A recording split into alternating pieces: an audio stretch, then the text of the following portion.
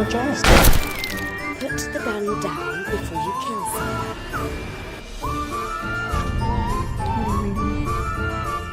Teenage Girl's Diary.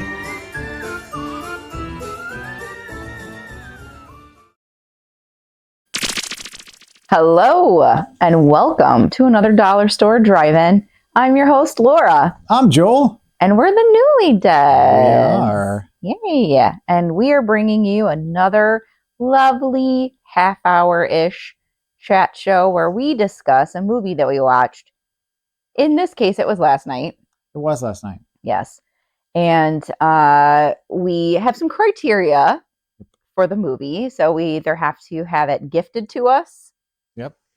Or if we buy it, it has to be under $5. And we have to have found it sometimes in the wild. So when someone gifts it to us, I consider that the wild, don't you? It's wild enough. It's wild. Yeah. We'll take it. Yeah. Recently, my coworker, Anne, gave us some movies to watch. And so those are in the mix now. So whenever we pull an Anne movie, we'll give her a shout out. There are some interesting things in there. So, yeah. Anne, thumbs up to you. Yeah, she's pretty eclectic with her tastes of horror movies, and they're like right up our alley. So thank you, Anne. That's our new thing. Yeah, we like to. Big it's mostly like that. Shaggy wanted to get big thumbs ups. Yes, big thumbs ups. And if this is Wednesday night, in theory, you should be able to come and chat with us at 6:30 p.m. Central Time on tinglertelevision.com. So Joel will throw that down here on the bottom. Which also, incidentally, by the 11th of February, we should be back on Roku again. So that will also be an option to watch it there. Fingers or crossed. tinglertelevision.com. Either one. If something changes, check our Facebook page, like it, and get updated keep your eyes out for notifications, because I will try and keep that as up to date as possible. Yes. And they've been trying, Roku's got some new, I think some legal things or whatever that you have to kind of cross your T's and dot your I's with and stuff. So it's just taking a little bit longer. It's not just Tingler Television. I think it's just kind of like across the board. Yes. Roku. So again, we appreciate Tingler Television so much. And they've been such a great company to work with and work for. I guess we work for them. And we like our Roku. Like, I didn't have any desire to buy a Roku, and then she picked one up once we got on the channel because we wanted to be able to watch it. Yeah. I actually really enjoy the functionality of it. So yeah, I want them to get better because we enjoy the product overall. Agreed. And one other thing is I wanted to mention that this is also a podcast. That's what I was just going to say. Yeah. So this usually comes out Thursday morning after our show has aired. Mm-hmm. So if you're listening to this on Spotify or whatever, podcasting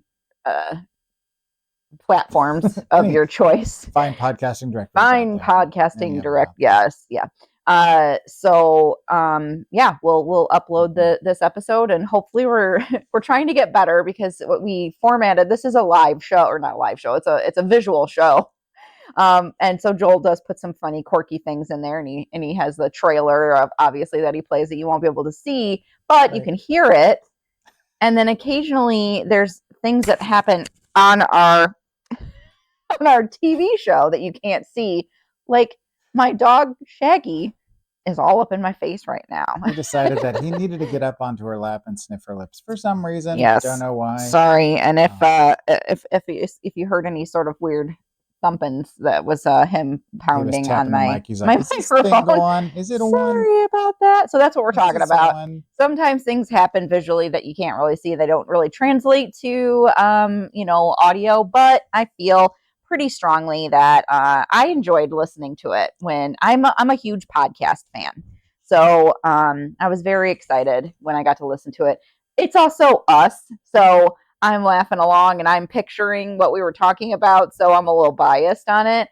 But I did feel like it was a good conversation between us. And we got some nice critiques from some of our friends and family? No, just friends. Just friends, but our friends are kind of like family. They are. And we've taken those notes to heart, and we'll try to do things like that, try to describe if something happens visually that you can't see.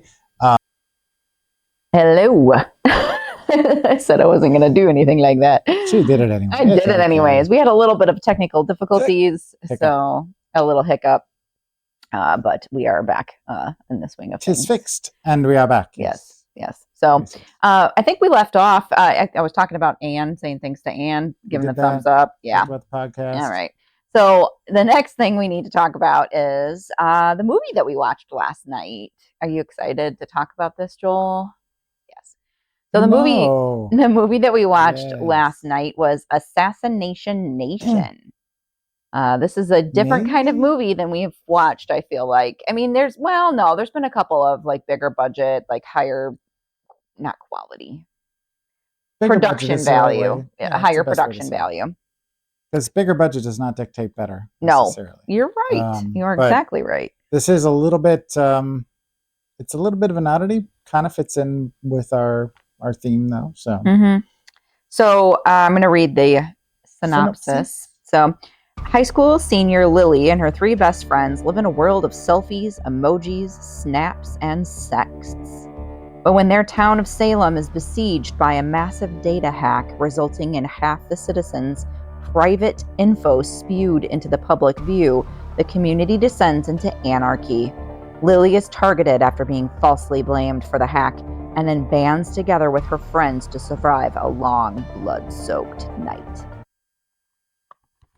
I should have remembered the synopsis because there's a lot of things that happened in the movie that I was like, oh! And then I'm like, Oh, yeah. Well, because we were trying to figure out kind of how the back of the thing. Part A got to Part B, and so... Yeah, we were trying to figure it out the whole time, and it was very suspenseful. Because we knew the basic thing because of this. But that was it. We didn't know a whole lot about it because we prefer to go in kind of blind, so to speak. Right. So... okay. Well, should we pull up our friend, the trailer, who's right next to you? You're looking right at it. Right where Shaggy is? Mm-hmm. Oh. Yep. Shaggy, be See, careful. this is the kind of thing that people can't see when they're listening to us. She likes to tell me where the literal trailer is coming from. I'll bring it in. Sometimes it'll make noise. It's cute. Sometimes it'll do things. Maybe you should do that. How it's gonna. Every time it should make a noise. That way, like the people know that the trailer's here. Beep beep. Okay, and then she says, yeah, like things where about it's at. It's a running joke, but it's funny. I think it's funny. I'm hilarious. I'm a fan. I'm hilarious to myself only. Okay, so we're just going to pause it for a second. Joel's going to roll that trailer, that beautiful bean footage, if you want to say. And then we'll be right back. You may think I'm exaggerating, but this is the story of how my town, Salem, lost its mother mind. I will warn you though, it gets pretty graphic.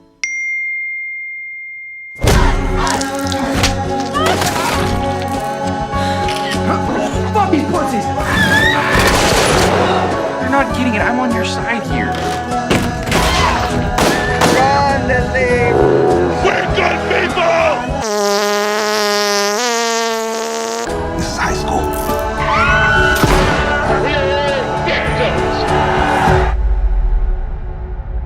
I promise you, this is 100% a true story.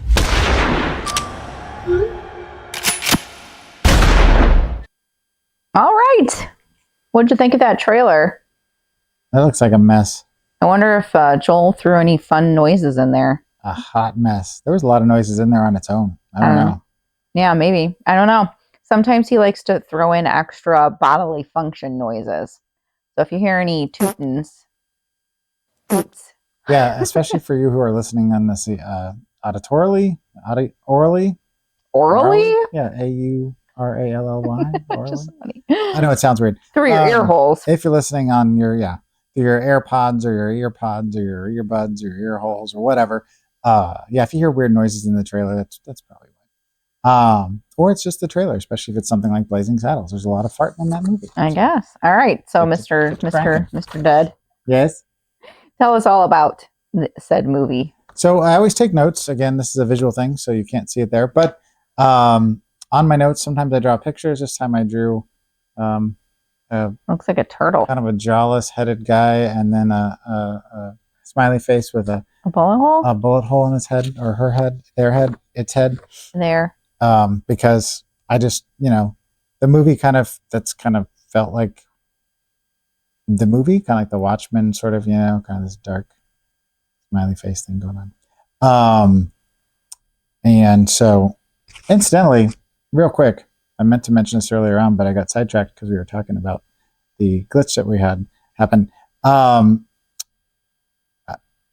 wanted to mention that our 1 year anniversary is coming up. Oh yeah, and I knew there was something. Just so you guys know, fun fact at home. Our 1 year anniversary for Tingler. Right. For our 1 year anniversary of doing the show, which does not necessarily jive with the amount of episodes we've done, because there's been reasons in the last year where an episode hasn't happened or whatever. And so the numbers will not add up to 52 episodes. But it will be 1 year since we had our first episode air. But the fun thing is, with the whole reason why Dollar Store Drive-In started was because of Valentine's Day. My wife over here came up with an idea. She said, how about for Valentine's Day? Because, I mean, some people don't celebrate it. Some people go, buck wild with it. We are of the mind that we kind of celebrate things anytime, all the time, every day. So she's like, no more than $10. Go out, buy some stuff, and then we'll, have dinner or whatever, and that'll be Valentine's Day. And we don't mean like going out getting fancy, just like, dinner together. Yeah. So I feel like you should celebrate all of the holidays because life's too short not to have fun.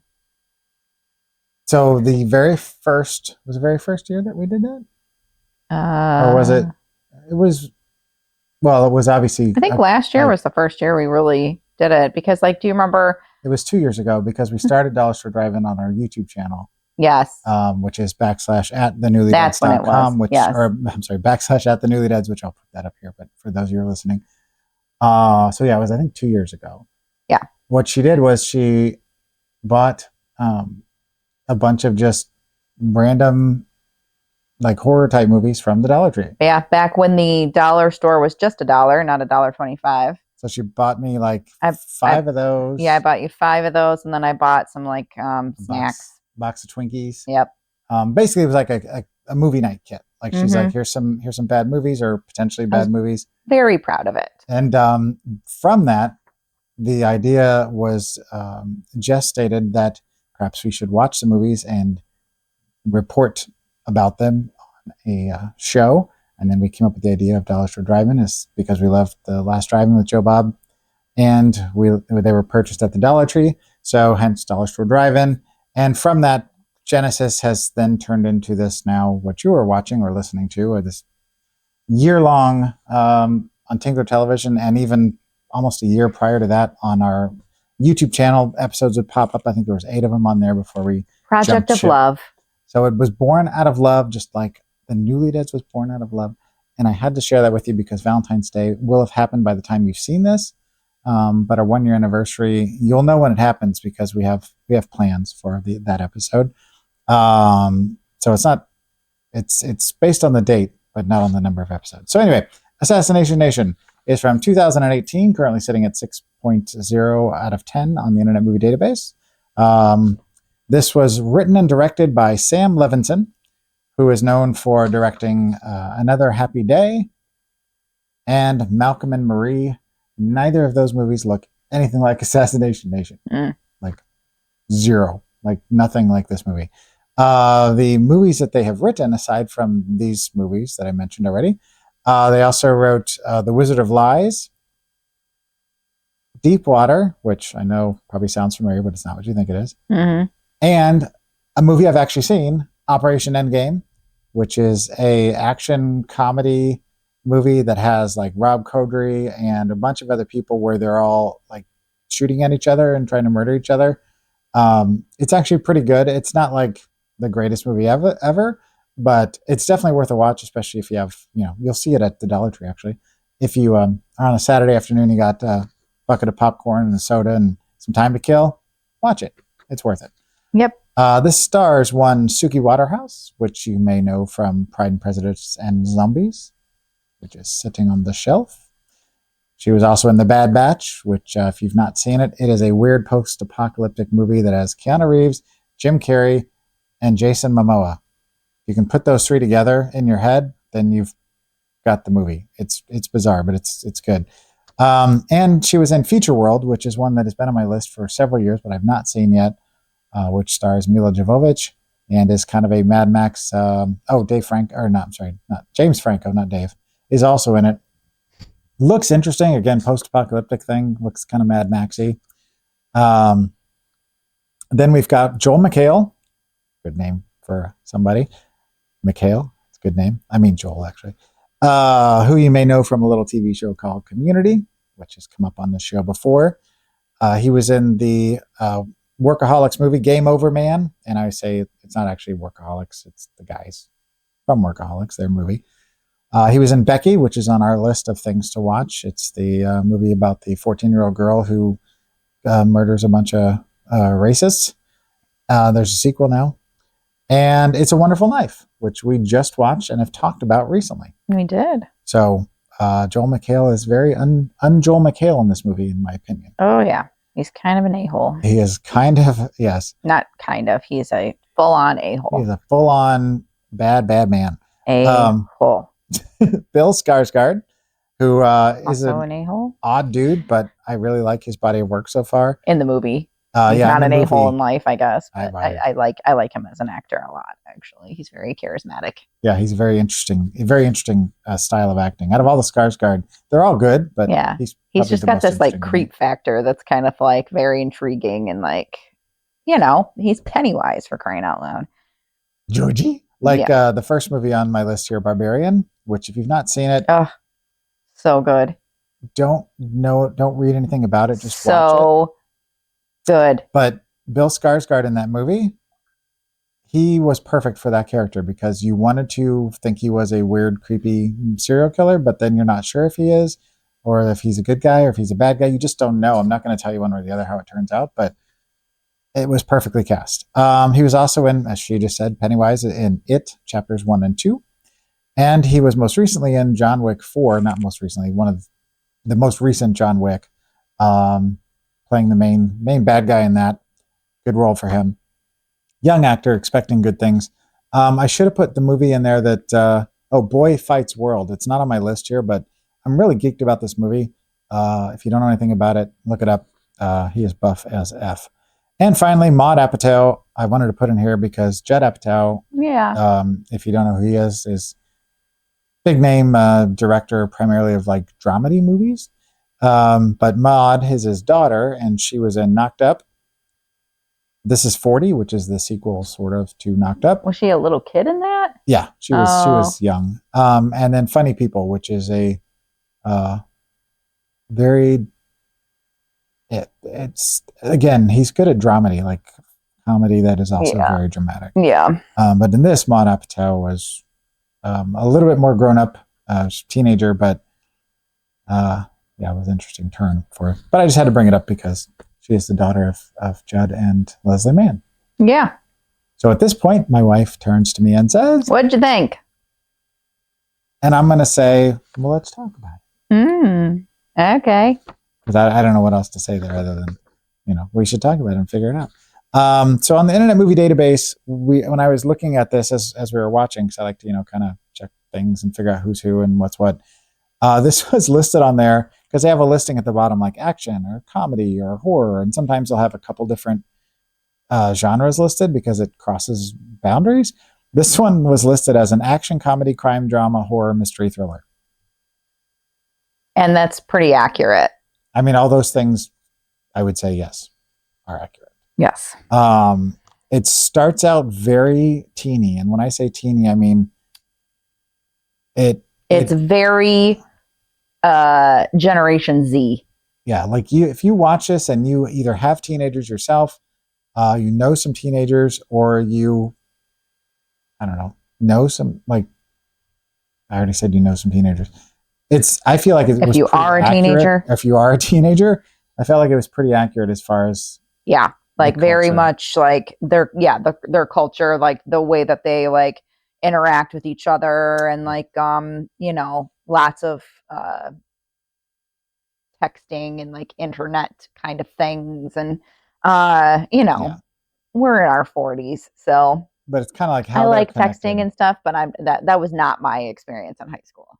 That's Just for sure. very much, yeah, how they are very connected via their devices, and how there is interaction and there's real life stuff going on, but a lot of it is, centered around kind of your internet clout, so to speak, in a lot of ways, and it deals a lot with hacking. Yeah, and privacy. Yeah, leaked stuff, releasing of personal information without permission. Yeah. Which is terrifying. The quote on the front of this DVD case, or sorry, Blu-ray case, because it's a Blu-ray DVD. It says it's the Mean Girls meets the Purge, and I 1,000% believe that is. Do you think that's accurate? Yes, super duper accurate.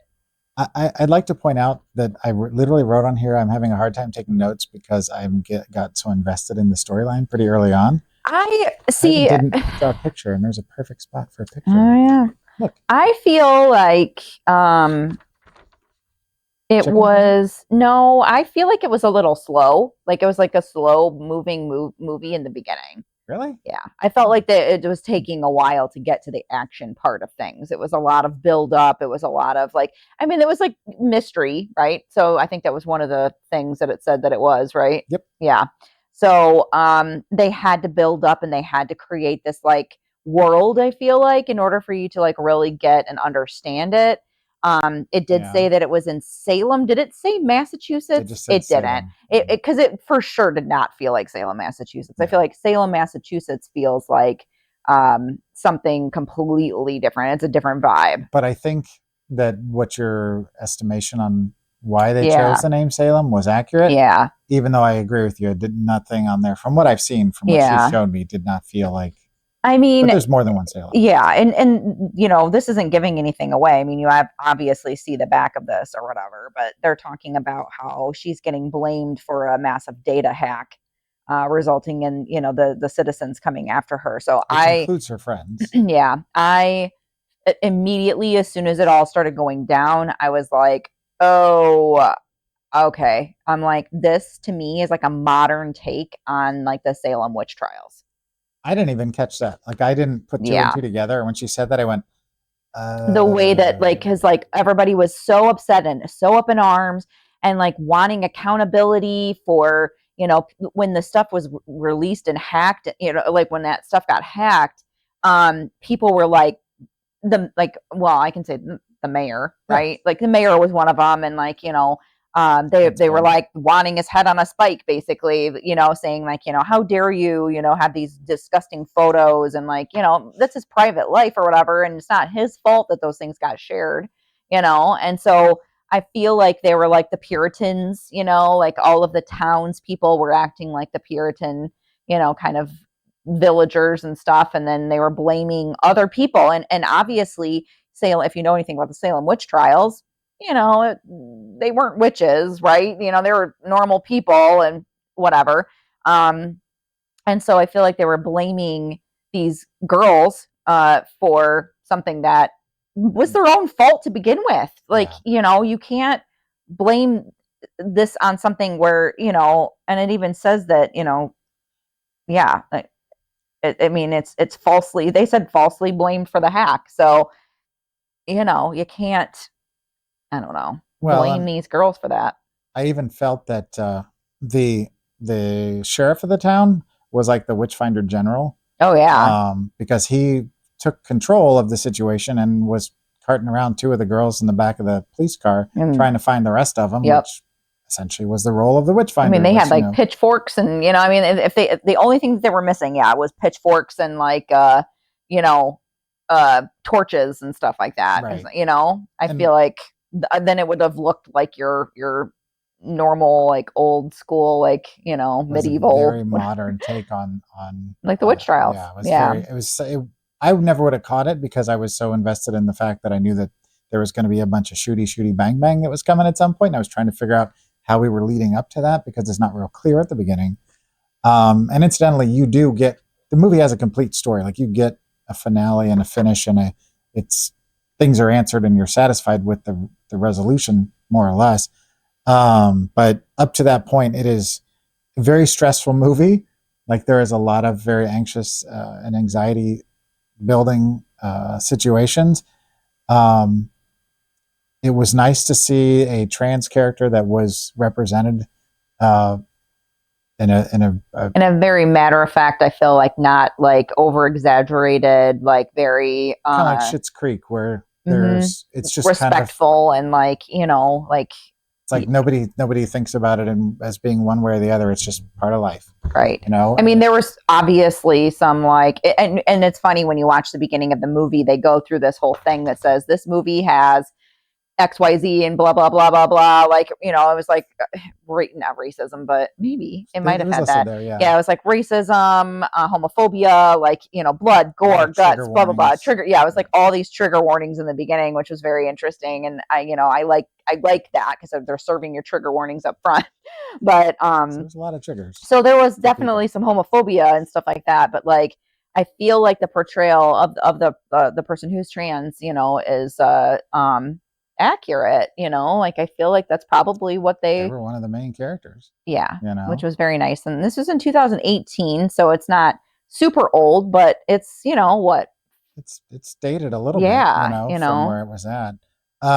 Another thing that I really appreciated about this movie, and I think was probably one of those big surprises, was the cinematography was amazing. It was so cool. Whoever did you write down who did the cinematography? I meant to write it down. Yeah, cinematography. The person that did the cinematography, I did look them up. The majority of their stuff was... The shots were just amazing. For music videos and things, they have done a couple of movies, but primarily they were music video directors. But some of it just was... I feel like music videos, you've got like more of a room to like play around with some interesting shots, and like, you've got more, I don't know you know what I mean? It's more freedom. Yeah, more freedom, more like more in less amount of time. Yeah, so to be creative. Just like really cool shots where like they're like close up on a person and then just like sucks back like as something is happening, like, and it's really neat. They're like short films.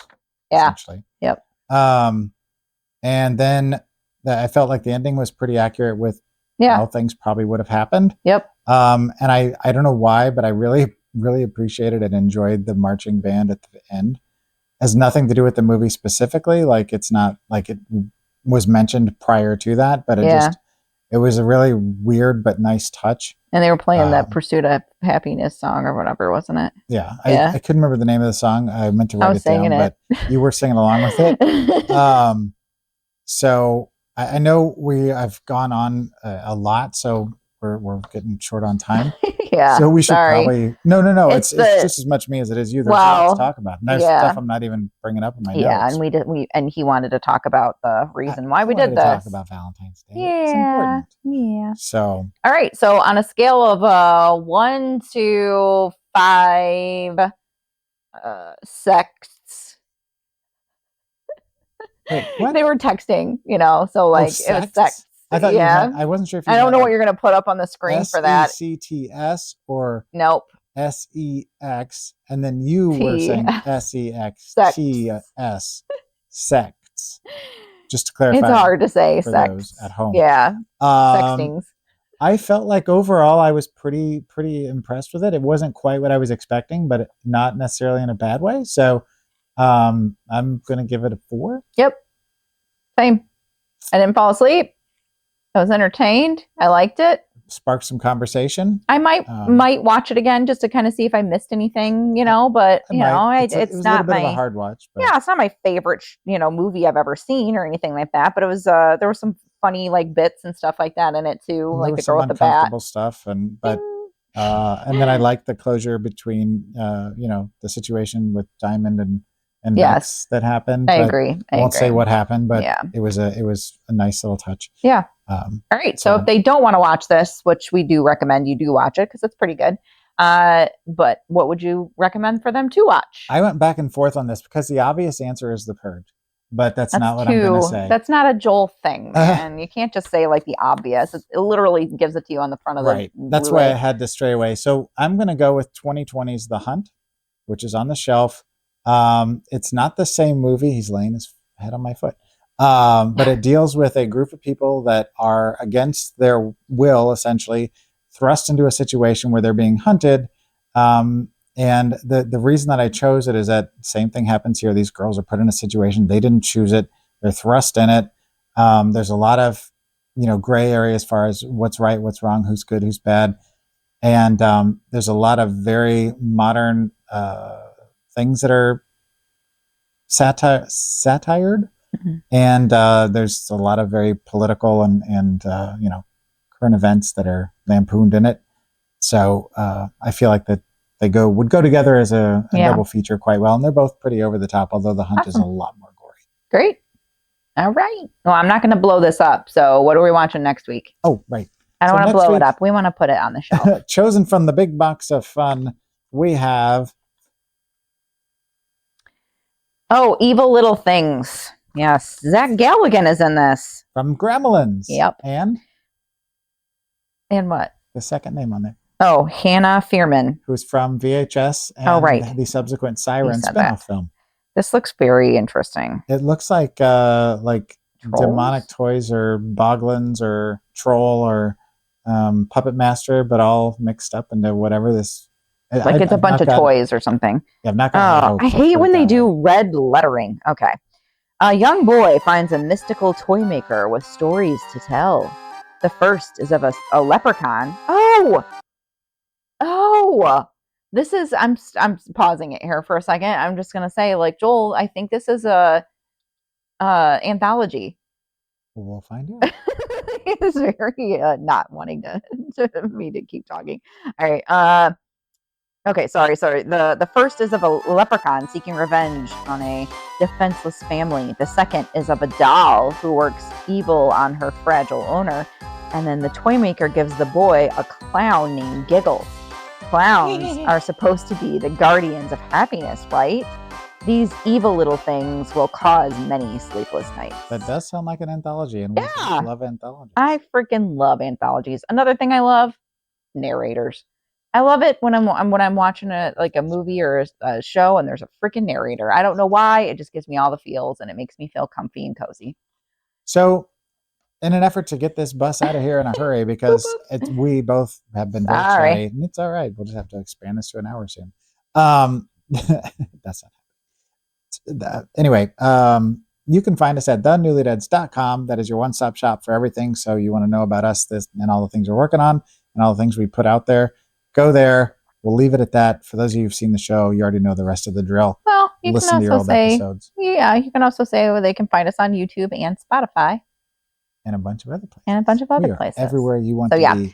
Go to our website, though, because we've got blog posts and all sorts of fun things on there now. Joel's been a busy little beaver. So, all right. And then until next time, keep it cheap and creepy and speedy. Bye.